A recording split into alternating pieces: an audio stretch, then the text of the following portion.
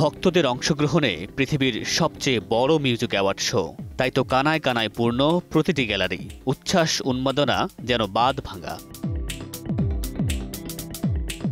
10 বছর পর সঞ্চালনার দায়িত্বে আবারও জেনিফার লোপেজ। শুরুতেই গেল বছরের সবচেয়ে জনপ্রিয় গানগুলোর মিশ্রণে তার 6 মিনিটের পারফরমেন্স মুগ্ধ করে দর্শকদের। বর্ষসেরা শিল্পী এবং অ্যালবাম সহ এবারের আসরের সর্বোচ্চ 7টি বিভাগে পুরস্কার জিতেছেন বিলি আইলিশ। এই জয়ের মধ্য দিয়ে তিনি প্রমাণ করলেন পপ সঙ্গীতের রাজত্ব এখন তার দখলে।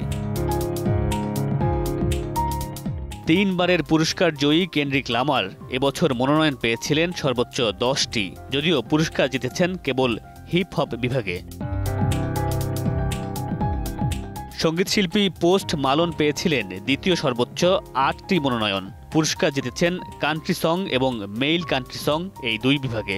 স্টে সেফের ডাবল লেয়ার প্রোটেকশনই পিরিয়ডের হেভি ফ্লোর দিনগুলোতে আমাকে রাখে নিরাপদে। Stay safe.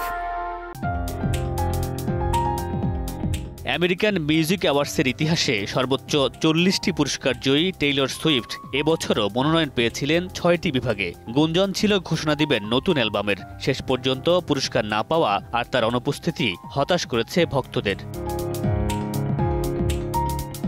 মামুনুর রশিদ পনেল, সময় সংবাদ।